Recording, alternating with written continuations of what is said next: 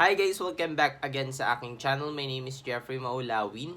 And today's video is yun na nga, pag-usapan natin yung mga transaction failed na nagaganap or error dito sa My Defi Pet.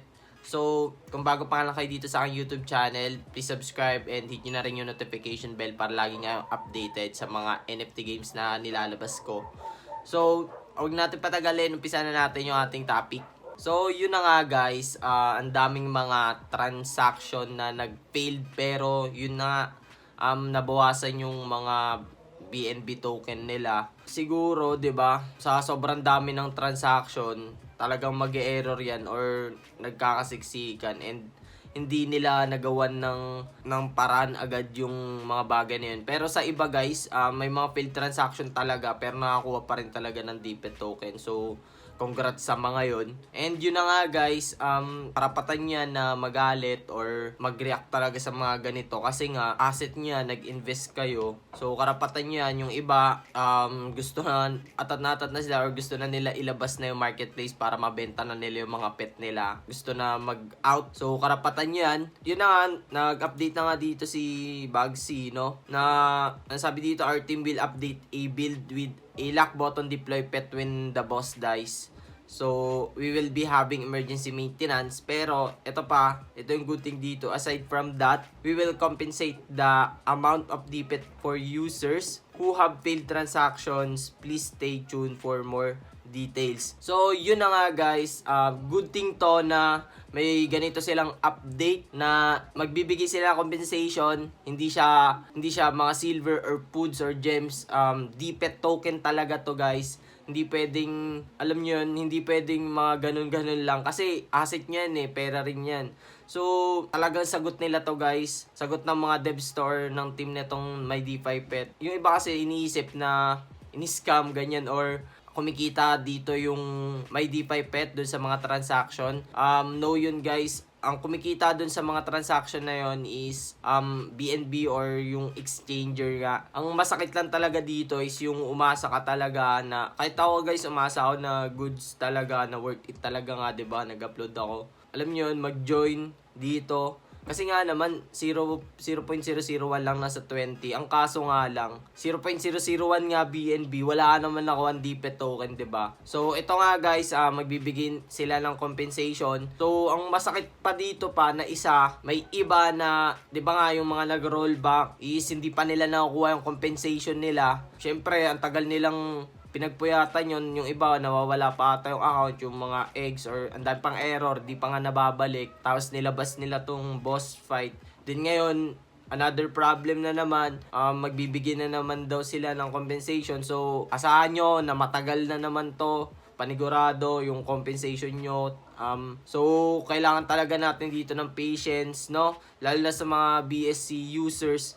And, para sa akin na, ang suggest ko lang, dapat bago nila nilabas or alam nyo yun, inumpisan tong event na to, dapat kahit man lang nagkaroon sila ng beta test about dito sa sa event na to, 'di ba? Para hindi nagkaroon ng ganitong problema or depende talaga, hindi natin kasi talaga yan masabi guys. I hope na sa Cardia is wala na to kapag ka nilabas tong event na to. And yun nga, alam nyo yun, yung iba hate pa sa mga cardio user.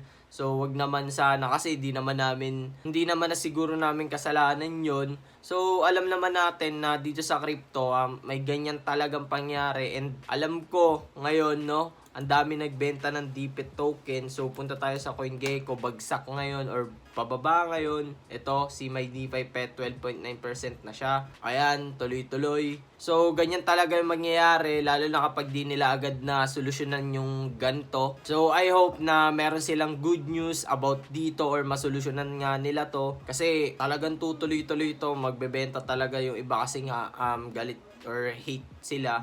So, para naman sa mga cardio user, so, asahan na natin talaga na may ganitong mangyayari sa atin, sa cardio. For sure, or di natin alam, baka may error rin talaga. And panigurado guys, ito asahan ko na rin to na kapag nilabas yung world boss sa mga cardio chain, ang daming mag-react talaga niya na unfair or Kasi nga, ganito yung nangyari sa BSC, parang pinag-practicean talaga. Then, sa Karja, smooth na. Sa mga Karja user, sana, alam nyo, hindi kayo maghalit. Sa devs na talaga yan, nasa kanila na end. And yun nga guys, bago talaga kayo pumasok sa mga crypto or NFT games, is do your own research nga and take at your own risk. So, kasi investment nyo yan, decision yan. Ang masakit lang kasi talaga dito yung umasa ka talaga. Kasi sayang yung makukuha mo na eh. Pinapakita pa sa'yo times 5 yung pet mo, tas yung pala failed transaction din. So, yun, comment below ng mga thoughts nyo about dito, and sana wag nyo naman akong i-bash. And sana talaga nagkaroon muna sila ng beta test about dito kasi ngayon guys, maintenance nga daw sila, pero dito ngayon sa Karja, okay naman eh. Kasi wala namang event. So yun na nga guys, ang mahalaga dyan is nangako sila ng compensation. Kahit matagal, mahalaga, may pangako. And ang mahalaga, hindi mawawala yung game. Tiwala lang tayo, no? Kasi unang pasok pa lang natin, nagtiwala na tayo. Kasi guys, sa ibang game din naman, nagkaroon ng mga error talaga. Alam naman natin yan sa iba-ibang mga NFT game, like nga dun nga sa Crypto Blade din, alam nyo naman, may issue din, di ba? Normal yan guys. Sa Axie din, nagkaroon din naman ng mga ganitong problema, di ba? I think normal talaga siya kasi mahirap naman talaga mag-develop ng mga ganitong game. Mahalaga is nag-a-update, and ang mahalaga na ngayon mangyari yung mga ganitong error guys, kaysa sa future na kung saan stable na lahat, bigla nagka-error pa ng mga ganitong, alam nyo yun. So in addition pa guys, merong new update dito sa my Defi pet. So 1 hour ago na siya. Sabi dito, the new build will be updated at 12 AM GMT, which is Greenwich Mean Time yan. Siguro mga sa atin sa Philippine time to guys is nasa 8 AM kung di ako nagkakamali, no? 8 AM yan, then August 20 siya. So, ngayon is August 19. So, kinabukasan din yan guys, 8 AM. Then, sabi, the purpose of this update is to restrict the number of failed transactions to the lowest possible, thereby bringing better experience for users. So, yun nga guys, ang kinaganda dito guys sa may Defi pet is nag-update sila, and talagang yung mga error na to is ginagawan nila ng paraan, 'di ba? Hindi yung mga tulad sa iba is pinapabayaan na lang. Yun nga, bukas may failure pa rin panigurado, or baka may mga error pa rin, pero konti na lang, no? Siguro konti na lang. And yun nga, gusto nila yung mabigay yung better experience nga sa atin. So, during the update, my Defi pet can schedule maintenance. So, don't worry if you can't log in the game. We will announce as soon as it is done totally. So, we're trying our best to improve this event and the game as well. Let's prepare the battle squad for the next few days nga daw. Tonight, we will clean up the battlefield, ready to pave the way for the brave warriors. So, be calm down and thank you for being patient. So, yun guys, abang-abang tayo ulit sa update, no? So, in-improve naman ng mga devs or ng team na itong may Defi pet, itong game or yung event nga. So, yun lang naman yung aking thoughts. Maraming salamat sa pakikinig ninyo. Congrats sa lahat ng mga nakakuha ng Defi token, and yun, thank you sa lahat ng suporta ninyo. Maraming salamat sa inyong lahat. Sa lahat ng sumusuporta sa akin nandito sa aking YouTube channel. Please subscribe, like, share, and hit nyo na rin yung notification bell para lagi nga kayong updated dito sa aking mga susunod pang i-upload. Peace!